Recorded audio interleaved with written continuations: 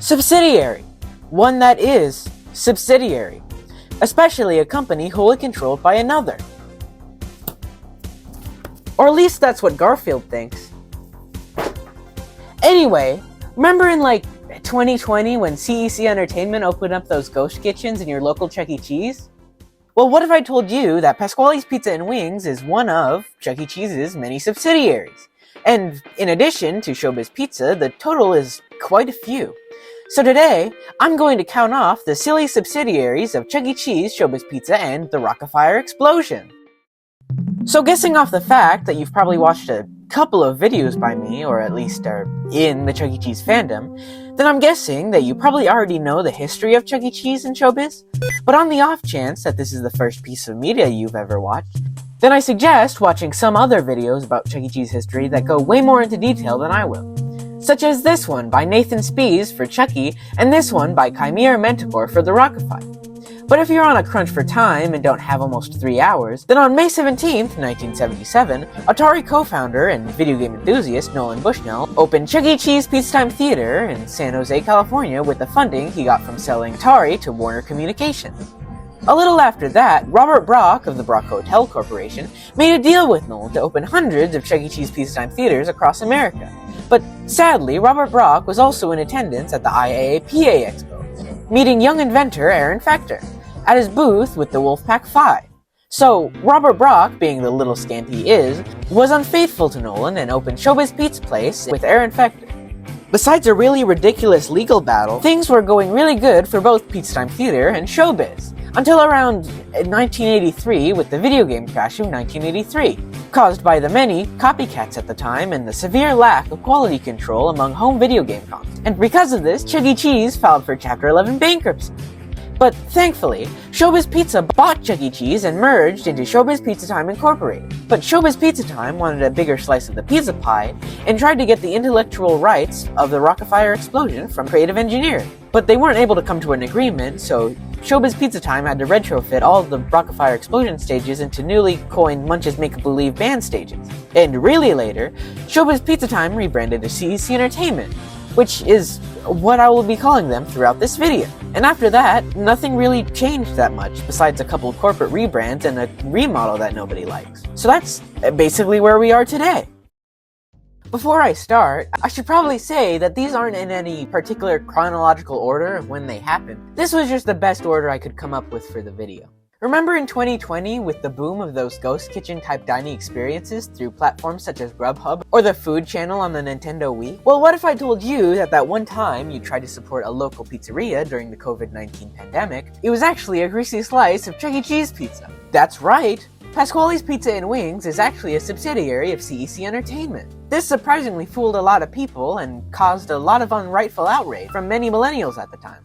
But this was also the time as the recycled pizza rumors, and if you somehow still believe that, please pick a character, it's been half an hour! But sadly, Pasquallys Pizza and Wings shut down in March of 2025, but if you want to know what their pizza and or wings tasted like, go to your local Chuck E. Cheese! Remember how earlier I said that Showbiz Pizza rebranded into Chuck E. Cheese's Pizza and got rid of the Rock-afire explosion as their in-house band?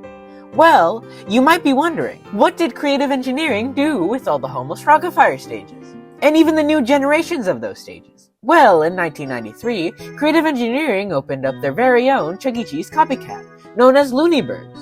Their first location had the new Rock-afire Explosion, an interesting sequel to the classic Rock-afire. This style of animatronic Creative Engineering created has a really unfortunate name that I really don't want to say. So, thankfully, in the other two locations, they used the classic Rock-afire. But it had some new additions, like the show selector and the cartoony TV on Ralph and Earl Skate.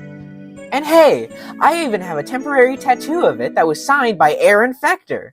So, that's cool. But what isn't cool is that all of these were closed around, 1995, so sadly, I never got a chance to go.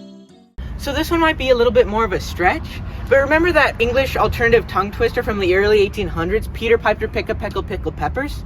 Well, what if I told you that that was technically a subsidiary?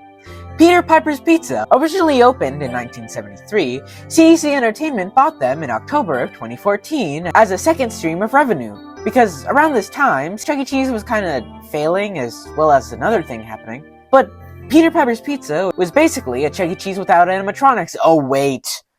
If you've been with this channel for a while, then you probably remember me talking about Chuck's Funspot Arcade, the second most disappointing business venture that CEC Entertainment has had so far. In September of 2024, the first couple of Funspot arcades opened. These were basically your standard modern-day ticket redemption arcade, but didn't actually have a prize counter. But thankfully, or unthankfully somehow if you like this, almost a year later, in June of 2025, Funspot Arcade rebranded to Chuck's Arcade, an adult arcade, which basically means you have 2 or 3 classic arcade cabinets and the rest are just the ones you had at Funspot. And to add to the cherry on the top of this dirt cake that Chuck's Arcade is, you know those Cyberamic bots that they saved and sent back to the corporate warehouse? Well, now they're mutilating them into these weird taxidermy animatronics that they're basically keeping in cages. Can you tell I don't like this very much?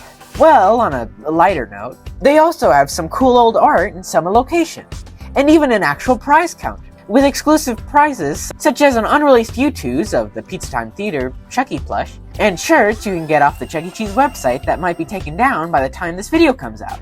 A lot of these are closing and might be completely defunct by December 2026. So I've had to rewrite this section a couple times because my opinion on it kept changing, but in really late 2025 and most likely through 2026, Chuck E. Cheese Adventure World's open, and is basically an entertainment center much like Discovery Zone, in which this is a fun outlet for kids to exercise in a tech-based society. I really like this. But what I don't like is that most of, if not all, the promotional image and art around the building were created by generative AI. I'm gonna spare you the likely half-an-hour rant I have about this for later, because it just boils down to I hate AI and this looks bad. But other than the art, this seems like a pretty good place from what I've seen. It makes me think of good childhood memories. If you've spent an unhealthy amount of time researching the Chuck E. Cheese fandom, as I have, then you probably are familiar with the name Chris Thrash. And if you've watched my video on the early years of the Chuck E. Cheese fandom, then you might remember when I said that Showbiz Pizza Zone was a whole other can of worms. So, let's talk about worms! First opened in 2008 in Phoenix City, Alabama, with Chris Thrash's Rock-afire stage he bought from Aaron Fector, Showbiz Pizza Zone is basically a Showbiz Pizza place, but not related to Chuck E. Cheese in any way. Place? What's that? We're a zone. But as most of Aaron Fector's rebound lovers after Showbiz Pizza Place, this place closed down in May of 2010. But along the same vein as the last one, Funtime Pizza Place was basically the same concept as Showbiz Pizza Zone, but just way cooler. Funtime Pizza opened sometime in 1993 and had a Rock-afire stage, but only consisting of Billy Bob, Fats, Mitzi, and Looney Bird, which is kind of fine, I guess. They also had the King from the Cabaret Lounge for some reason. I really want to know how they got that. They also had the Pink Panther and Sesame Street walk-around, as well as a talking Billy Bob. I couldn't find the reason why they closed, so theoretically, they're still open to this day. Originally in the script, I said that I didn't have any proof, but look at this t-shirt! They're still open! Wow! Much like the New York Toy Fair and Chuck E. Cheese, Zapps Bar and Grill has eluded me for a while. There isn't much known about Zapps, but this is about all we know. Nolan Bushnell opened a couple of Zapps Bar and Grills after the success of Pizza Time Theater in April of 1983.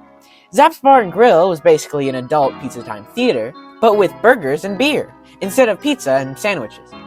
They also had a retrofitted Chuck animatronic, turning him into Wolfman Zapp, a parody of Wolfman Jack, a popular radio host at the time. From this photo, it might be a little hard to tell that this was Chucky, but just give it a second. There's also a chance that this other animatronic, Dr. Ducks, could have been a part of it, but there's also evidence that it wasn't. Like this audio track that I found on a broken page in showbizpizza.com that I've literally never heard anyone else talk about, which I'll play now.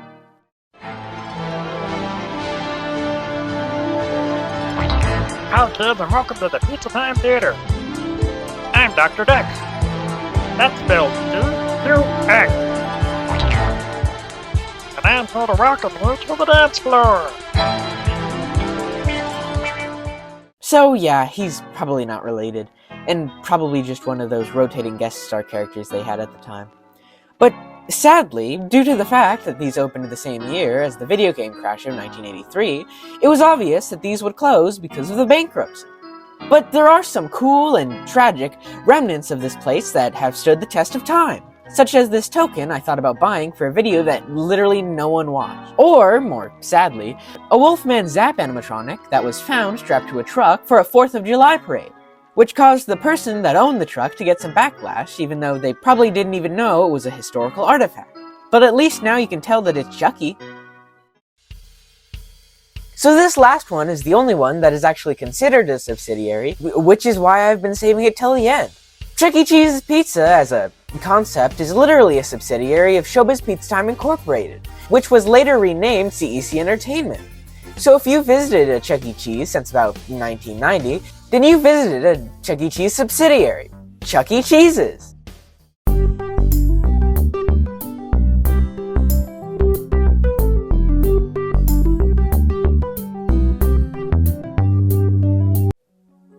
So now that you've heard of most of the subsidiaries that Chuck E. Cheese and Creative Engineering have had, you might be thinking, what's next? Well, on the CEC Entertainment front, there will likely not be that many more subsidiary-type business ventures in the near future. Because, for one, they just opened like 2 last year, and for 2, after they saw how people reacted to the taxidermy animatronics, they downsized their warehouse, meaning they threw a bunch of stuff away. So that Chuck E. Cheese museum idea will probably never happen, unless they meant that little room in Pineville. The creative engineering side of things is a little brighter, actually, because Aaron Fector did a cameo, you know, Cameo, the service that for a small fee you can get famous people such as Dean Norris to do this. Well, don't lie to me, Walt, you sussy baka. Well, in the cameo that Aaron Fector did for Pierce, he said that there was a chance that he would open another Looney Birds type restaurant and put the 2nd generation Rock-afire in it. You know, those ones that are used in the Freaky Attraction CEC creepypastas thumbnails? Which I hope happens, because the CEC and Rock-afire fandoms are bigger than ever, and a restaurant like that will likely be sustainable. Take Billy Bob's Wonderland, for example. They were originally a Showbiz Pizza place, but didn't want to convert to a Chuck E. Cheese through concept unification. And they're still open to this day in Barboursville, West Virginia.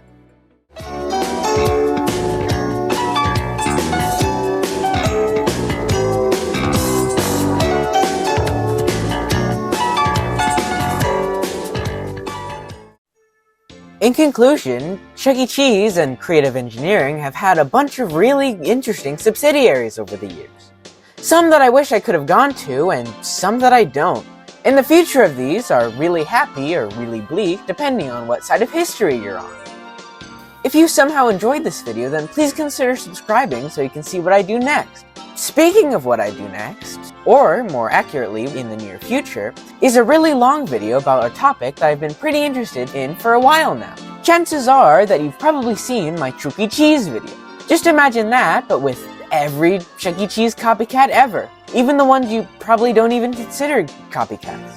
And as always, I don't currently know what time it is when you're watching this. YouTube hasn't given me that power yet. So, just have a good time and...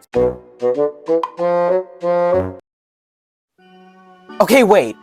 There's a really big chance that the Pizza Time episode about Dr. Ducks has come out before I was able to get this video out. So I just want you to know that I found the audio that I used in the video like 3 hours before they did this community post. But then again, it is their website, so I don't know. But it also kind of seemed like they were trying to hide it because I had to find an older version of the website to get it. But anyway, yeah.